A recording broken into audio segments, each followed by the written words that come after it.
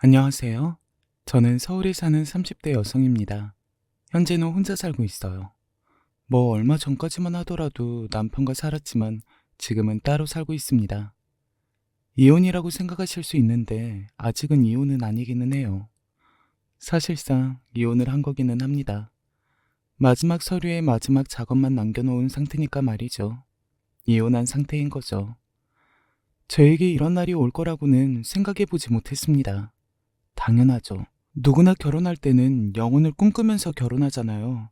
결혼하면서 언젠가는 헤어질지도 모른다고, 이혼할지도 모른다고 생각하면서 결혼을 하는 사람은 없으니까 말이죠. 물론 저도 그랬습니다. 행복한 가정을 만드는 것을 꿈꾸면서 결혼했어요. 저는 더더욱 그런 마음에 확신이 있었던 이유가 있었습니다. 제가 남편을 너무 사랑하기도 했지만 남편도 저에게 너무 잘했었거든요. 그렇게 서로를 아끼고 사랑하는 상태에서 한 결혼인데 더더욱 그런 생각은 할 수 없었죠. 지나고 보니 감정이라는 것은 한때일 뿐이고 사람의 마음이라는 건 언제나 변하는 거라는 것을 알게 되었지만요. 오늘 사연을 본격적으로 이야기하기에 앞서 제 이야기를 더 잘 듣기 위해서는 제 가정 환경에 대한 설명이 조금 필요할 것 같습니다. 제 가정사가 남들과 비교하면 조금 특이하기는 하거든요. 일반적인 거랑은 전혀 거리가 먼 가정사를 가지고 있어요. 저는 가난한 집에서 태어났습니다. 태어나 보니 아버지가 안 계셨어요. 나중에 1살, 2살 먹어가면서 아버지가 없는 것이 당연한 게 아니구나 라는 것을 알게 되고 나서 엄마한테 한번 물어봤던 적이 있어요. 나는 왜 아빠가 없어? 그 질문을 받던 엄마의 표정이 아직도 생생하게 기억이 납니다. 굉장히 많이 슬퍼 보이셨거든요. 그 어린 나이에도 엄마의 표정이 슬퍼 보였다는 것을 알았던 것 같아요. 그 이후로 아버지에 대한 질문은 하지 않았습니다. 하지만 외할머니에 의해 들은 말이 있기는 했어요. 아마 엄마의 표정보다도 외할머니의 그 말에 더 이상 아버지에 대한 질문을 하지 않은 거기는 할 겁니다. 네 아버지라는 작자는 아주 못돼 먹고 대먹지 못한 인간이야. 그러니까 너는 아버지가 없다고 생각해라. 자기 새끼를 가진 여자를 버리고 가는 남자는 사람 새끼도 아니니까. 알겠니? 아버지에게 버림받은 엄마. 그 사실 하나만으로도 제가 아버지를 더 이상 그리워하면 안 되는 가장 명백한 이유기는 했습니다. 자기 자식을 가진 여자를 버리고 간 남자라면 그리워할 가치도 없다고 그렇게 생각했었으니까요. 그래서 외할머니에게 그 말을 들은 이후로는 단 한 번도 제가 제 입으로 먼저 아버지의 이야기를 꺼낸 적은 없었던 것 같아요.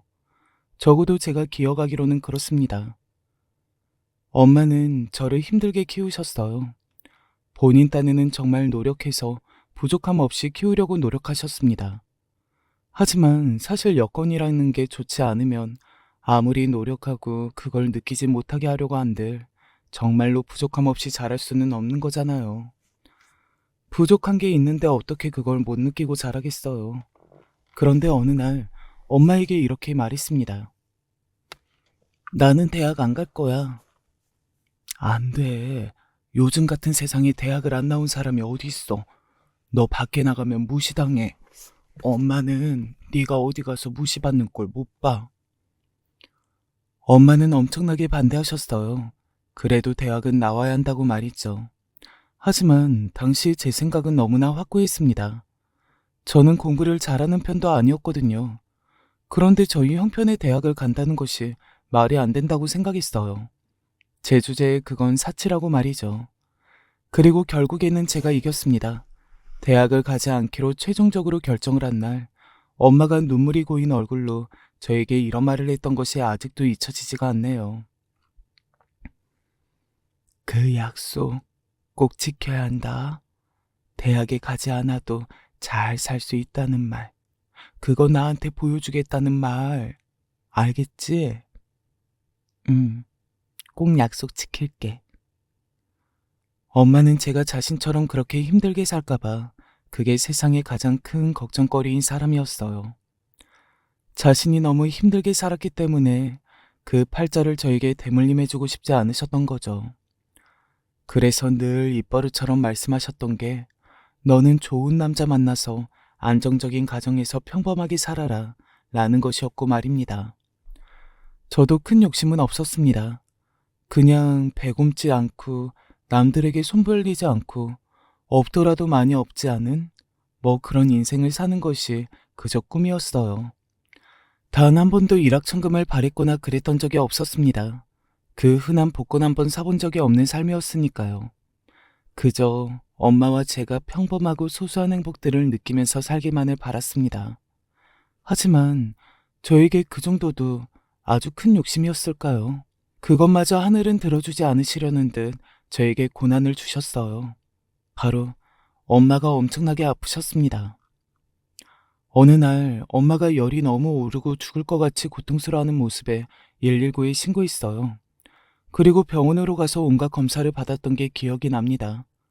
병원을 바삐 오가던 의사들의 모습을 보면서 아, 우리 엄마의 병이 가벼운 게 절대 아니구나 하는 것을 알 수 있었어요.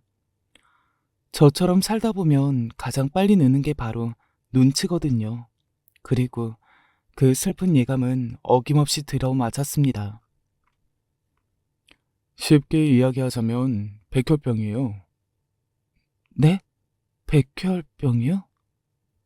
백혈병이라고 했습니다. 사실 흔한 병은 아니잖아요. 저는 그런 병은 텔레비전 드라마에서 나오는 병이라고 생각했거든요. 그래서 현실감이 없었던 것 같아요.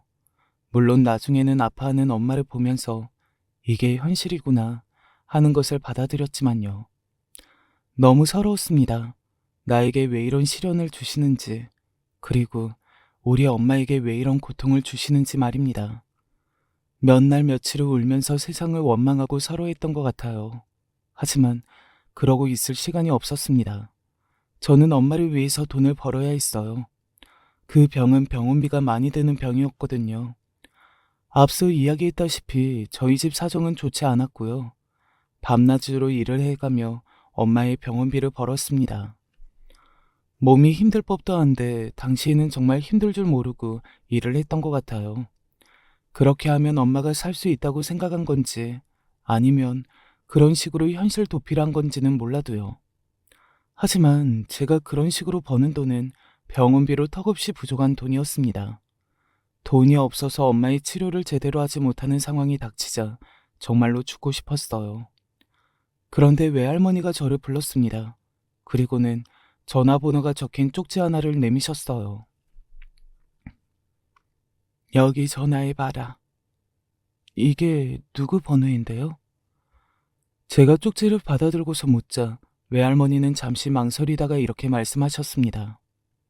네 애비 연락처다. 하고 말이죠. 저는 그 자리에서 굳어서 아무 말도 할 수 없었어요. 저는 그날까지 아버지와는 연락이 아예 끊고 사는 줄 알았거든요. 그런데 그게 아니었던 겁니다. 언젠가 자기가 도울 일이 생기면 연락 달라고 주고 간 번호다. 나도 그 자식이 너무 괘씸해서 이 번호를 다시 꺼낼 생각을 여태 하지 않고 그냥 죽고 산다고 생각하고 산 건데 내 딸을 이렇게 죽게 둘 수는 없잖니. 거기 전화해서 좀 도와달라고 해. 그러면 도와는 줄 게다. 그놈한테 그 정도는 돈도 아닐 테니. 외할머니 입에서 나오는 모든 말이 놀라움 그 자체였던 것 같아요. 아버지와 연락할 방법을 알고 계셨다는 것도 놀라운데 제 친아버지라는 사람이 돈이 많은 사람이라는 것도 그러면서 단 한 번도 저희를 들여다보지 않았다는 것도 그 모든 것이 충격 그 자체였습니다. 저는 바로 아버지에게 전화하지는 않았습니다. 일단 화가 났거든요. 외할머니의 말대로 그 정도의 돈은 돈도 아닐 거라는 사람이 어떻게 단 한 번도 저와 엄마를 들여다보지 않은 건지, 그리고 그런 사람이면서 왜 엄마와 나를 이렇게 버린 건지, 곱씹으면 곱씹을수록 그리고 생각을 하면 할수록 너무 화가 났거든요. 하지만 그것도 얼마 가지 못했습니다.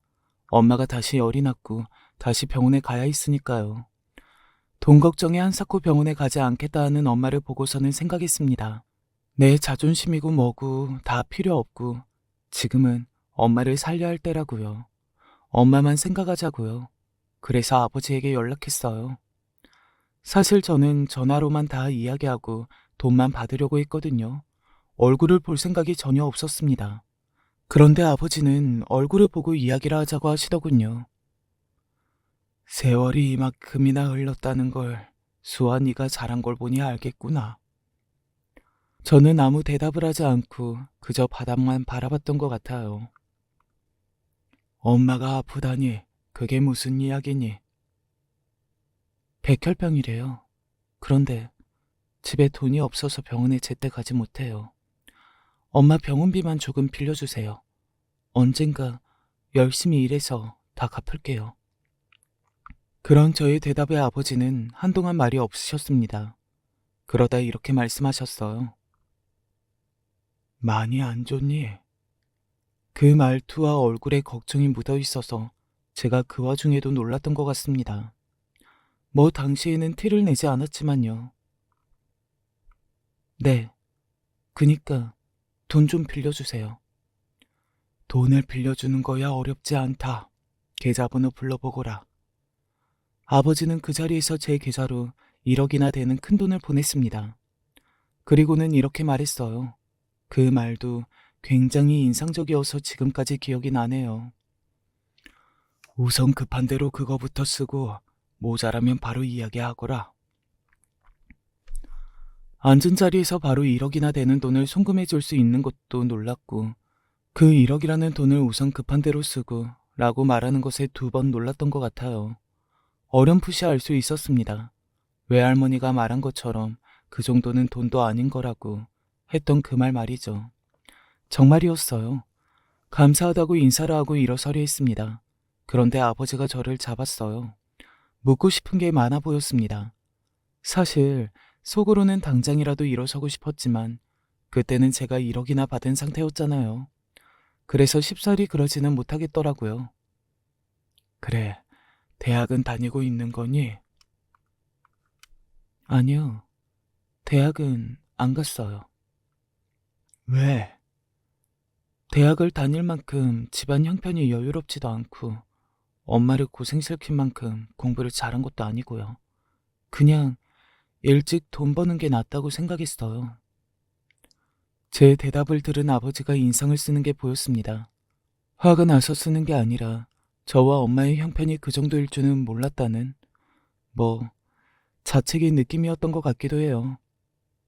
나한테 연락하지 그랬니? 도와줬을 텐데. 저도 이번에 할머니한테 연락처 받은 거예요.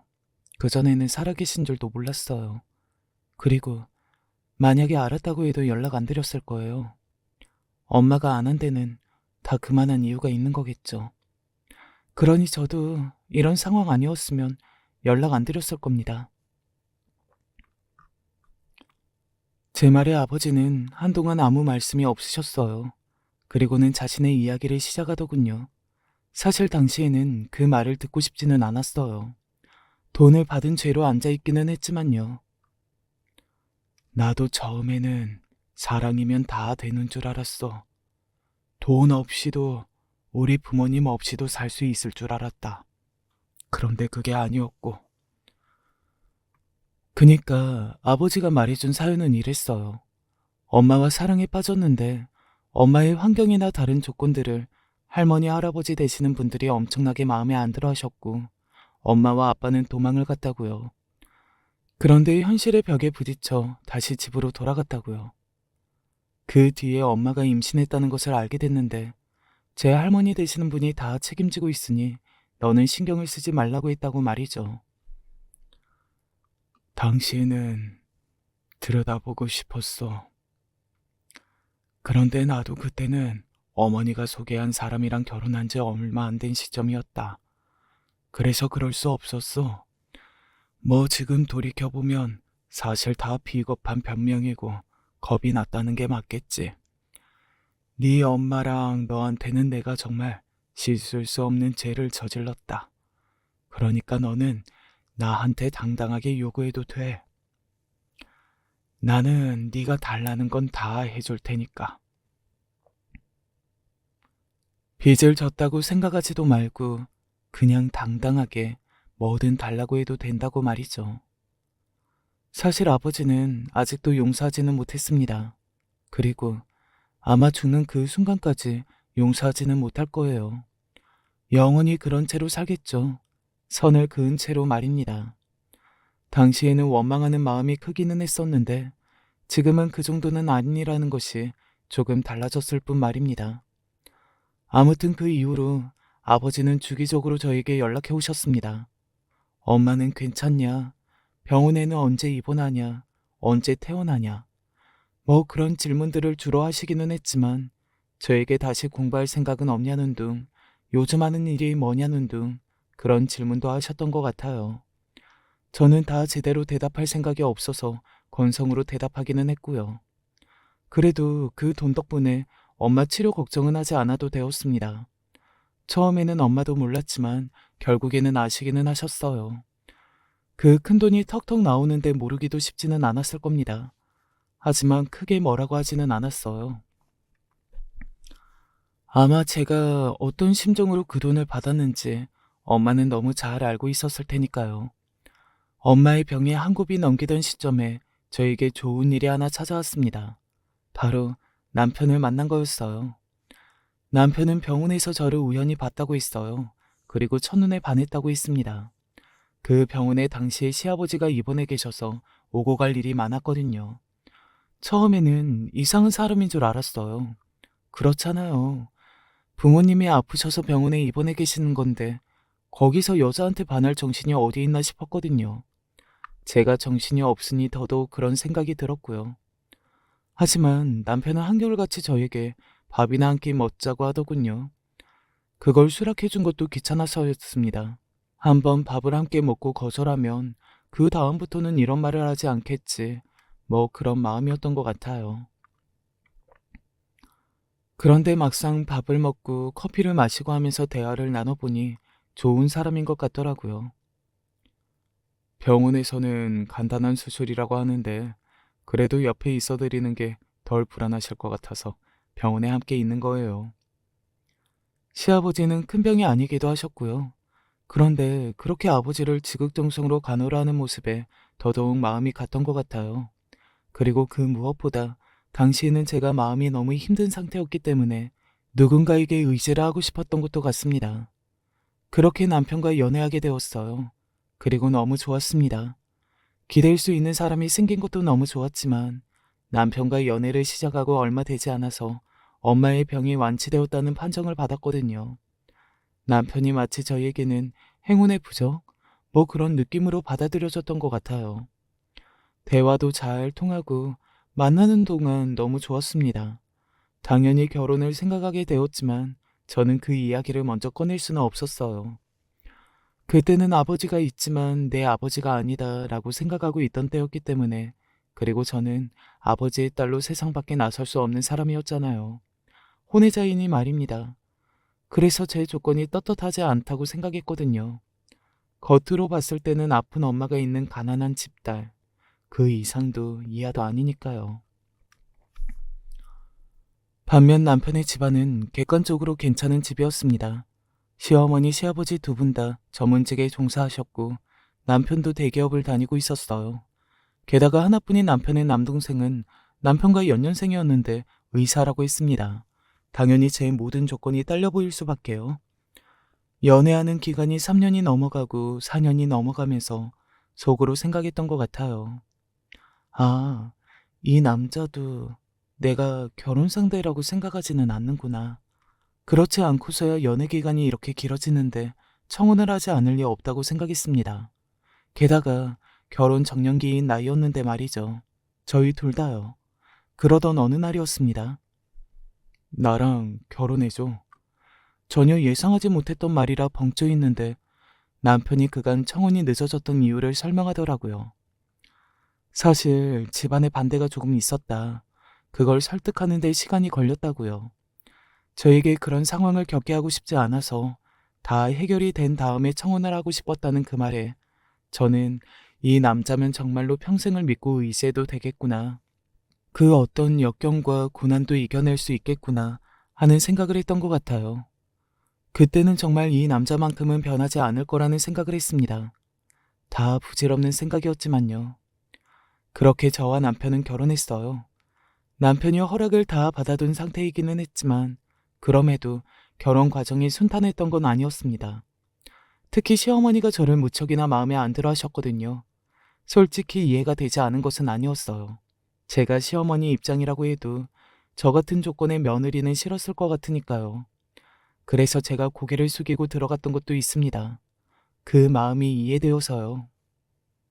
어차피 너희 집에서는 다 못해올 거 아니니?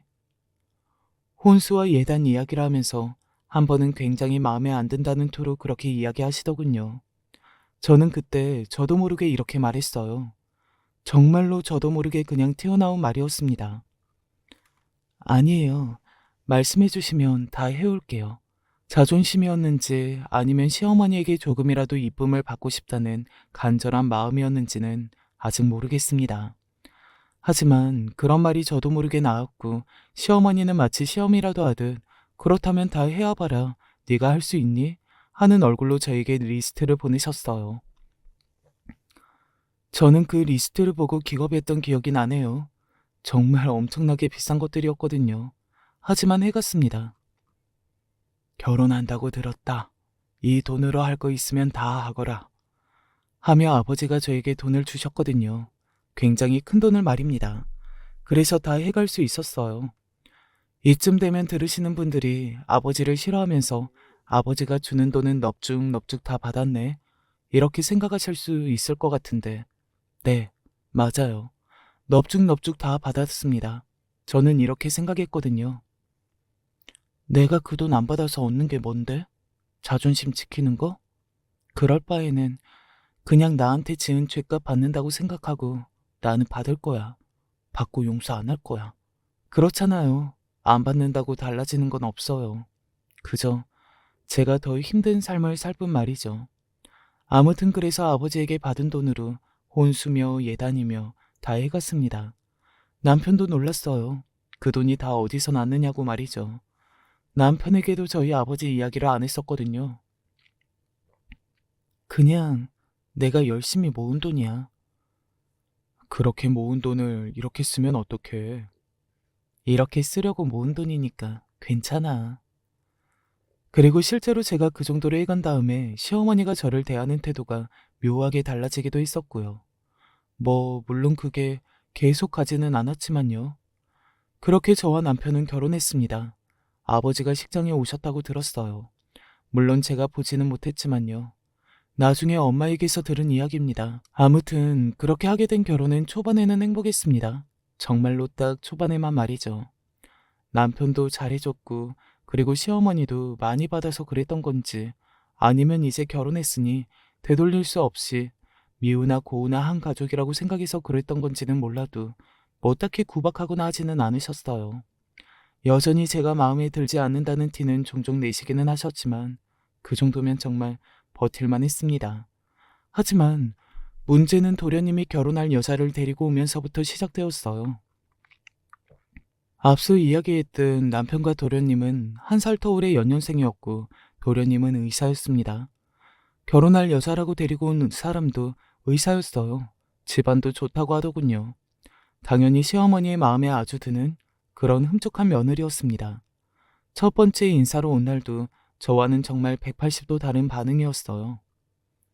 아이고, 이렇게 귀한 며느리를 얻게 되다니 꿈만 같네 그래. 아닙니다. 아니기는 뭐가 아니야. 이렇게 예쁘고 참하고 훌륭한 며느리감이 또 어디 있다고. 나는 내 주변에서도 본 적이 없어. 감사합니다. 우리 집안의 귀인이다 귀인이야. 아이고 복덩어리. 좋아 죽는 시어머니의 그 표정을 보면서 제가 첫 번째 인사를 하러 온 날이 스쳐 지나가지 않을 수 없었어요. 탐탁치 않아 하던 그 표정. 마음에 들지 않지만 어거지로 허락하는 거라는 티를 팍팍 내던 그 모습 말입니다. 저도 어쩔 수 없는 사람인지라 서운하기는 했습니다. 하지만 티를 내지 않으려 그리고 이해해보려 노력했던 것 같아요. 제가 봐도 동서는 저와는 너무 다른 잘난 사람이었고 그렇게 조건이 다르면 누군들 마음에 들어 할 거라고 말이죠. 그렇게 생각하려고 노력해도 서럽기는 했지만 말입니다. 며느리가 둘인데 이렇게 하늘과 땅 차이인 것도 쉽지 않은 건데. 그리고 그 이후로 제 결혼 생활은 지옥이 되었습니다. 너만 보면 내가 화딱지가 차올라서 숨이 막힌다. 그 며느리가 그런 조건 좋고 참한 며느리를 들일 수 있었는데, 그리고 그랬어야 했는데, 너는 뭐 하나 할 줄 아는 게 없냐? 네 동서 봐라. 의사인데도 저렇게 다 잘하지 않니? 너는 멍청한 거니? 응? 저를 향한 시어머니의 구박이 시작된 겁니다. 그것도 아주 엄청난 수준으로 말이죠.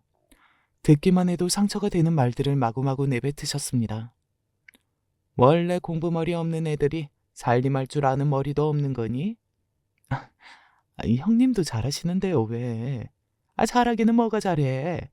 너에 비하면 못 봐주는 수준인데. 왜 그런 말이 있잖아요. 때리는 시어머니보다 말리는 시누이가 더 밉다는 말 말입니다. 뭐 시누이가 아니라 동서였지만 그래도 동서는 그 말이 딱 들어맞는 사람이었어요. 정말 너무 얄미운 사람이었습니다. 형님, 장 좀 봐와주셔요. 리스트가 너무 많나? 외울 수 있으시죠? 전에 어머님이 드시고 싶다고 하신 거요. 그걸 레시피 보고 하실 수 있으시겠어요? 너무 어려운가? 저 어머니랑 쇼핑하기로 했는데 형님은 안 오시는 게 낫겠죠? 아무래도 백화점은 조금 부담스러우실 거 아니에요. 모든 말과 행동에 기본적으로 저에 대한 무시가 깔린 사람이었어요. 그리고 그건 다분히 의도적이었습니다. 그렇게 말을 하고 제 표정을 살피면서 늘 비웃었거든요. 하지만 저는 알고 있음에도 뭐라고 할 수 없었어요. 그걸 이야기하면 인정하는 꼴이 되어버린다고 생각했거든요. 제가 무시를 당하는 건 말입니다. 한 번은 그런 생각을 했던 적도 있어요.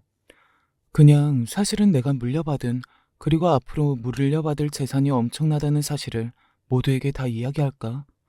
그러면 나에 대한 무시가 없어지지는 않을까 하는 생각 말입니다. 사실 저는 당시에 아버지에게 건물 하나를 물려받은 상태였거든요. 저에게도 상속을 하고 싶으시다 하셔서 그러시라 했더니 건물 하나를 주시더라고요. 그리고서는 이렇게 말씀하셨습니다. 집사람이랑 애들한테 너에 관한 이야기를 했다. 애들은 많이 화를 내기는 했는데 집사람은 그 전부터 알고 있었다고 하더구나. 그러면서 나보고 하고 싶은 대로 하라고. 그래서 너한테도 상속을 할 거라고 했어. 너도 내 자식이니까.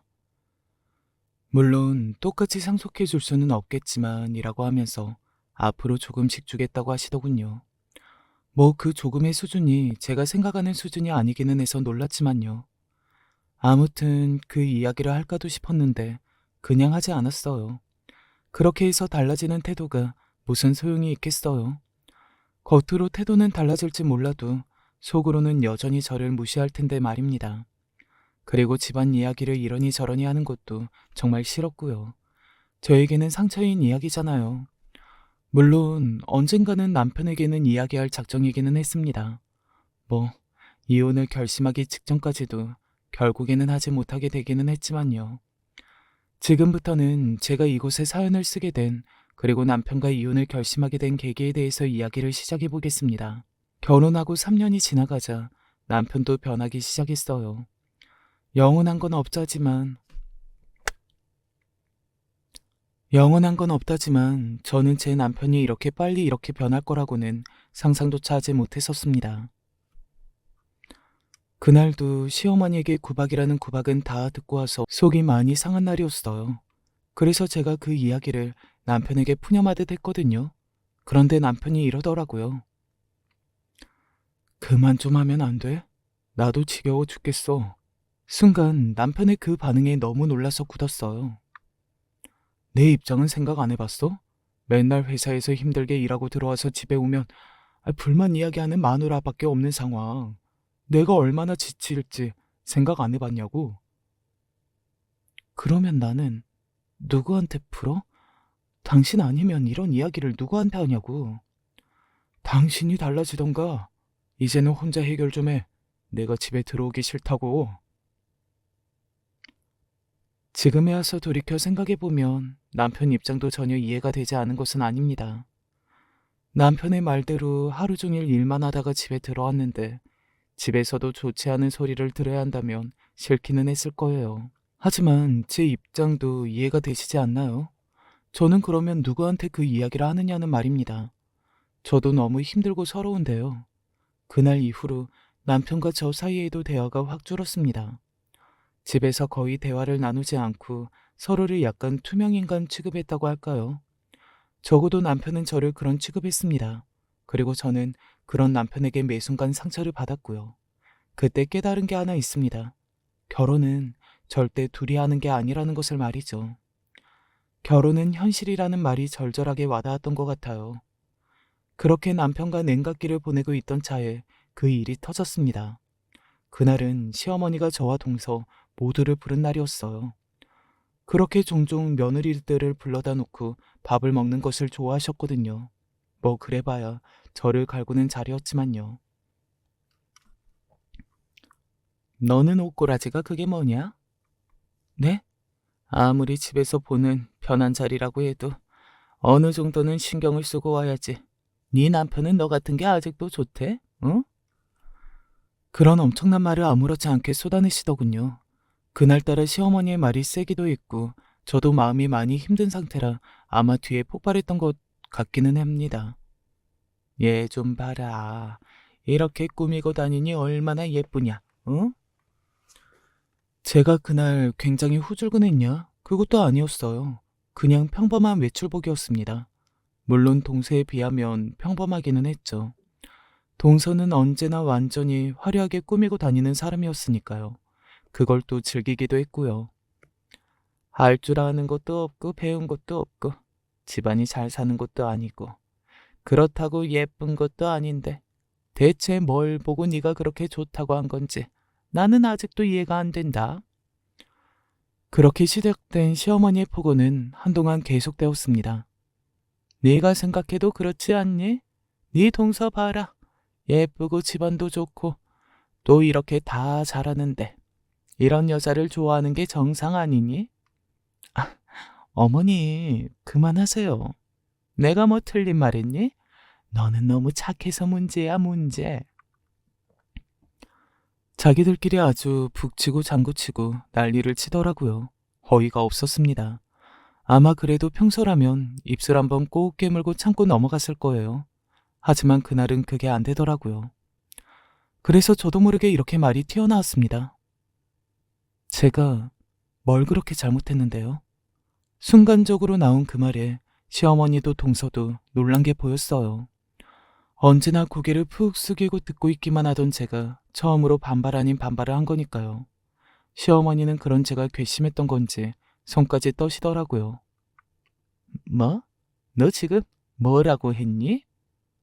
제가 뭘 그렇게 잘못했길래 이렇게까지 미움을 받아야 하는 거냐고요. 뭘 잘못해? 네가 뭘 잘못했는지 진짜 몰라?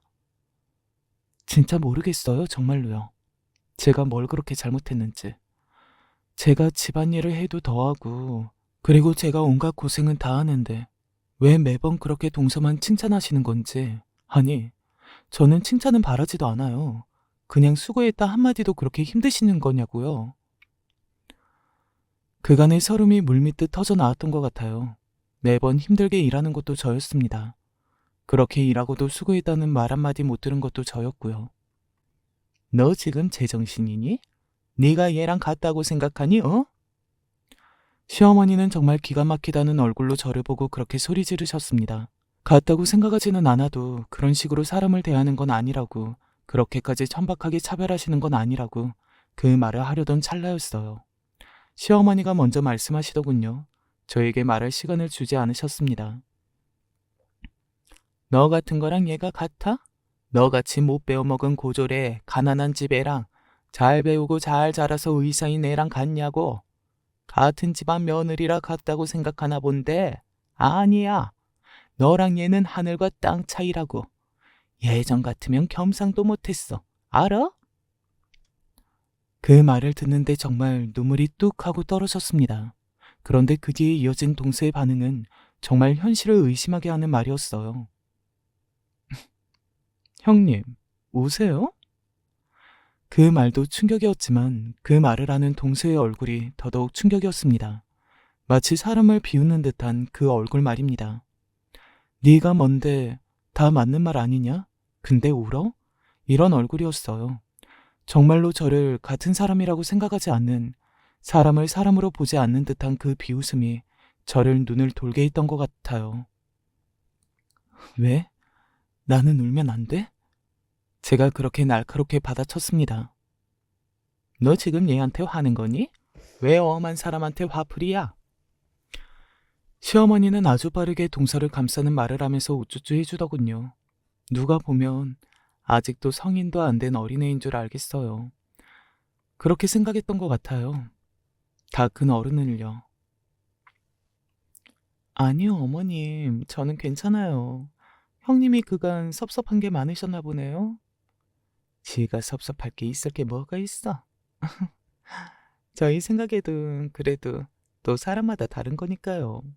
그런데 형님, 동서의 그 말에 제가 동서를 바라봤습니다. 동서는 제 두 눈을 똑바로 보고 이렇게 말하더군요. 여전히 입에는 비웃음을 띤 채로 말이죠.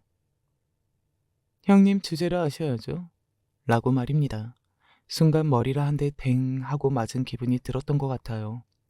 속으로 저를 무시한다는 건 이미 알고 있었지만 그렇게 대놓고 말을 하는 건 또 다르잖아요. 그리고 듣는 저도 충격의 크기가 다른 거고 말입니다. 동서는 아랑곳하지 않고 계속해서 말을 이어가더군요. 저는 형님이 그래도 본인의 주제 파악이 잘 되는 분인 줄 알았는데 아니었나 보네요. 저랑 형님은 달라요. 그러니까 앞으로도 같은 대접받기를 바라지는 마세요. 그러면 제가 너무 억울하지 않겠어요? 다른데 같은 대접받는 건. 저를 완벽하게 무시하는 그 말과 말투 그리고 표정에 저는 그 자리에서 이런 생각을 했습니다. 아, 이제는 나는 이 사람들과 더 이상 가족으로 지낼 수 없겠구나. 오늘 이 자리가 가족으로 지내는 마지막 자리겠구나 하는 생각 말입니다. 저는 숨을 크게 들이마셨어요. 그리고는 내뱉었습니다. 최대한 차분하게 이야기하고 싶었거든요. 그 뒤에 할 말은 동생에게도 시어머니에게도 엄청난 충격을 가져다 줄 말이었으니까요. 이혼할게요. 시어머니는 그 자리에서 잠시 굳었어요. 제 입에서 그 말이 나올 줄은 몰랐던 건지 좀 놀란 것 같아 보이기는 했습니다. 하지만 이내 비웃더군요. 뭐 그러면 내가 겁이라도 먹을 줄 알았니? 바라던 바다. 내 아들은 재혼해도 너보다 좋은 조건의 여자 만날 수 있어. 당장 이혼해. 당장.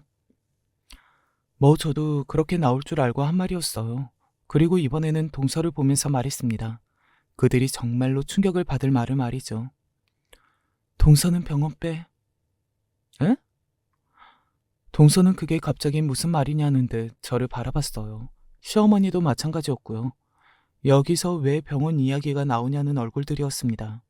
저는 그 얼굴들을 빤히 바라보면서 다시 한번 이야기했어요. 차분하게 말이죠. 동서 병원 빼라고, 당장. 아니 그게 지금 무슨 개소리. 동서 병원 진짜 건물주가 나거든. 그니까 빼. 당장. 그간 동서라 봐주고 있었던 거야. 거기 원래 월세 그것보다 더 받아야 하는 자리인 거 알지? 두 사람은 사고의 정지가 온 듯 멍하게 앉아있다가 동시에 인상을 팍 쓰더군요. 네가 미쳤구나? 그게 무슨 말도 안 되는 소리야? 형님, 혹시 무슨 망상장애 같은 거 있으세요? 그렇게 이야기하는 두 사람을 바라보며 이야기했어요. 미치지도 않았고 망상장애도 없어요. 그 건물이 저희 아버지 건데 최근에 제가 상속받았거든요. 아직 서류 정리가 완벽하게 되지는 않았는데 진짜 주인은 저예요. 그니까 이런 말 해도 되는 거 맞고요. 두 사람은 놀라서 그저 입만 어버버 하고 있더군요. 아마 동서는 이야기를 듣기는 했을 겁니다. 그 건물을 건물주가 자식에게 상속했다는 것을 말이죠. 아는 사람들만 아는 이야기였을 테니 그 사실을 제가 알고 있다는 것만으로도 제 이야기에는 신빙성이 생겼을 테고요. 그 상속받는다는 자식이 형님이라고요? 아, 형님 아버지 안 계시잖아요. 안 계신 게 아니라 연을 끊고 산 거지. 근데 재산을 주시겠다고 하는데 안 받을 이유는 없잖아. 그래서 받는 거고. 그니까 당장 그 건물에서 나가. 알겠지? 그리고 그때까지도 얼어서 아무 말도 못하는 시어머니를 바라보며 이렇게 말했습니다. 이혼할 테니까 너무 염려 마시고요. 다시는 어머님 안 보길 바랄게요. 그렇게 이야기하고서는 그 집을 나왔습니다. 제가 나가자마자 두 사람이 호들갑을 떨며 뭔가를 이야기하는 소리가 들려왔지만 자세히 듣지는 않았어요. 그리고 곧장 집으로 가서 짐을 쌌습니다. 그리고는 남편에게 전화했어요. 우리 이혼하자. 갑자기 그게 무슨 소리야? 나 당신 가족들이랑 얼굴 보면서 못 살겠어. 더 이상 당신한테도 기대 없고. 그니까 이혼해. 조만간 서류 보낼 테니까 그런 줄 알아. 그렇게 이야기하고서는 전화를 끊었습니다. 남편에게는 전화가 다시 걸려왔지만 받지 않았어요. 저는 그대로 짐을 싸들고서는 친정으로 갔습니다. 그리고 엄마에게 그간 있었던 일을 아주 대충 말했어요. 자세히 이야기할 수는 없었습니다. 엄마가 완치 판정을 받았다고는 하나 그래도 몸이 여전히 좋지는 않은 상황이었으니까요. 엄마도 처음에는 화가 난 듯하다가 잘했다고 저를 토닥여 주셨어요. 저는 엄마의 토닥임을 받으면서 조금 울었던 것 같네요. 그리고 그 다음날 남편이 무슨 이야기를 들은 건지 저를 찾아와서는 이렇게 말했습니다. 나를 못 믿어서 그간 말 안 했던 거야? 그런 남편에게 저는 이렇게 이야기했어요. 너를 못 믿어서가 아니라 아버지 이야기하기 싫어서 또 다 정리되면 언젠가 이야기하려고 했는데 못하고 이렇게 나오게 된 거지. 그런데 결과적으로 네가 못 믿을 남자였던 게 맞는 거였고.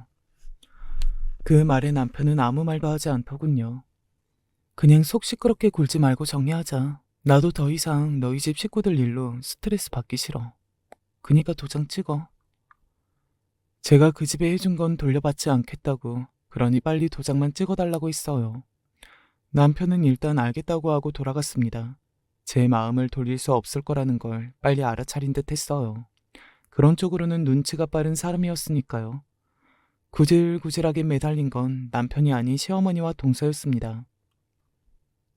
내가 그간 미안했다, 응? 갑자기 제가 돈이 많다고 하니까 미안한 마음이 드세요? 원래 안 미안하셨잖아요. 아니다, 미안하다. 그니까 한 번만 용서해다오. 제가 상속녀가 아니라도 이러셨을까요? 저는 어머니 절대 못 믿어요. 그렇게 만든 건 어머님이시고요. 그니까 그냥 이대로 남이 되는 게 나을 것 같아요. 동서도 저를 찾아왔어요. 형님, 한 번만 봐주세요. 저 거기 나가면 큰일 나요. 당장 이사 갈 병원도 없고. 위치나 뭐나 그 가격으로는 절대 얻을 수 없는 더없이 좋은 자리였어요. 동서가 그 누구보다 그걸 잘 알고 있었고요. 순식간에 바뀐 동서의 태도를 보니 저도 비웃음이 나오더군요. 그래서 동서가 저에게 지었던 그 표정과 얼굴을 그대로 동서에게 돌려주었습니다. 속이 조금 시원해지기는 하더군요. 그래도 배웠다는 사람이 이렇게 속이 다 보이게 행동하는 건 좀 그렇지 않아? 제 그 말에 그래도 자존심이 상하기는 했던 건지 빤히 저를 바라보더군요. 나같이 못 배워먹고 별 볼 일 없고 무시했던 사람한테 굽신거리면서 앞으로 어떻게 살려고 그래. 그냥 지금 깔끔하게 나가고 정리하는 게 맞지. 평생 내 앞에서 고개 숙이면서 동서가 나한테 했던 그 취급을 나한테 받으면서 살 수 있겠어? 그렇게 자존심이 센 사람이? 동서는 입술을 꽉 깨물었습니다. 그니까 그냥 그 건물에서 나가. 누군가를 보이는 것만으로 무시하는 대가라고 생각하고. 인생 공부 조금 비싸게 했네 뭐. 그렇게 비웃으며 그 자리에서 일어났습니다. 그 이후로 사실 저를 안 찾아올 줄 알았거든요. 제가 그런 식으로 자존심을 깔아뭉갰으니 말이죠. 그런데 돈의 힘이라는 건 생각보다 훨씬 센 거더라고요. 그 뒤로도 시어머니와 동서는 여러 번 찾아오고 연락해왔습니다. 잘못했다고 한 번만 용서해달라고 말이죠. 물론 저는 그런 생각이 눈꼽만큼도 없었고요. 남편은 조금 고민하는 것 같더니 결국에는 서류에 도장을 찍었습니다. 듣기로는 시어머니가 그 말을 듣고 뒷목을 잡으셨다고 했어요. 정말 우습죠? 제발 이혼하라고 쌍수 들고 이혼 소리 환영할 때는 언제고 말입니다. 동서는 결국 그 병원에서 나가야 했어요. 건물주인 제가 나가라는데 어쩌겠어요. 마침 계약 기간도 다 된 상태였거든요. 지가 지복을 스스로 걷어찬 거죠 뭐. 저에게 잘만 했으면 계속 월세도 올리지 않고 그곳에서 병원을 했을 텐데요. 엄마와 저는 최근에 이사했습니다. 아버지가 주신 돈으로 말이죠. 엄마는 썩 내켜 하시지는 않았는데 제가 설득했어요. 어차피 안 받아봐야 과거가 바뀐 것도 엄마가 원하는 것처럼 아버지가 괴로워하는 것도 아니라고. 그러니까 돈이라도 받는 게 저희에게 남는 거라고 말이죠. 아마 엄마는 끝까지 받고 싶지 않으셨을 거예요. 그런데 저 때문에 한 발 물러나 주신 거라고 생각합니다. 그래서 한편으로는 죄송스러운 마음이 있기도 해요. 그래서 앞으로 더더욱 엄마에게 잘하려고 합니다. 남편과 마지막 인사를 하기는 했어요. 서류를 받는 날 말이죠. 잘 살라는 말은 못하겠어. 나는 당신이 행복한 걸 바라지는 않는 것 같아. 그래, 솔직해서 좋네. 너는 잘 살아. 뭐, 이미 잘 살고 있는 것 같지만. 그리고 서류를 받아와서 법원에 제출했어요. 완전히 처리가 되기까지는 한 달 정도 걸린다고 하기는 하더라고요. 그 뒤에는 완전히 남남이 되는 거겠죠. 그간 남편과의 모든 추억이 스치듯 기억이 나네요. 뭐 그뿐이지만요. 시어머니는 저희 아버지가 누군지 알아내고 더더욱 속쓰려 하셨다고 건너들었습니다. 저는 자세히는 모르지만 저희 아버지가 굉장한 자산가라는 것 정도는 알고 있었거든요. 아마 제가 앞으로 받게 될 돈을 생각하면서 땅을 치셨을 걸로 생각해요. 제가 아는 시어머니라면 그러고도 남을 사람이니까요. 이제 저는 과거를 돌아보지 않고 살려고 합니다. 후회도 하지 않으려고요. 그리고 아마 다시 돌아간다고 해도 남편과 연애하고 결혼할 거예요. 그만큼 많이 사랑했고 그 시절에 대한 억울함은 없습니다. 후회도 없고요. 다만 한 가지 후회가 되는 건 왜 그런 대접, 그런 취급을 받는 것을 당연하게 생각하고 아무런 목소리도 내지 않았나 하는 점이기는 해요. 사람이 사람을 덜 가지고 못 배웠다는 이유로 무시하고 막대하는 건 그 사람의 잘못인데 마치 제 잘못이었던 것처럼 주눅들고 작아졌던 그것 딱 하나가 후회되기는 합니다. 다시 돌아가면 하고 싶은 말은 다 하고 그렇게 살고 싶기는 해요. 이 사연을 듣고 계시는 분들이나 여러분들 주변에도 분명 그런 사람들이 많을 겁니다. 누군가가 나보다 못하다는 이유 하나만으로 그 사람을 마치 자신보다 아랫사람인 것처럼 대하는 사람들 말이에요. 만약에 저 같은 일을 겪고 계시는 분들이 있으시다면 그건 본인의 잘못이 아니니 당당하게 할리하게 하고 사시라는 이야기를 이 자리를 빌어서 해드리고 싶네요. 사실 이 이야기가 하고 싶어서 오늘 사연을 쓰게 된 거기도 합니다. 그건 그 사람들이 잘못한 거예요. 그것만은 확실하게 아셨으면 좋겠네요. 제 이야기는 여기까지입니다. 사연을 들으시는 분들이 어떻게 들으셨을지 모르겠네요. 제가 생각해도 제 삶은 정말 다이나믹했던 것 같기는 하거든요. 그래서 아마 들으시는 분들도 재미있게 잘 들으셨을 걸로 생각합니다. 그래 주시기를 바라기도 하고요. 그러면 저는 여기서 정말로 이야기를 마쳐야 할 것 같네요. 언제나 건강하시고 행복하시고 또 누군가에게 무시당하는 일이 있으면 그 사람이 못난 사람이라는 것을 꼭 아셨으면 좋겠습니다. 감사합니다.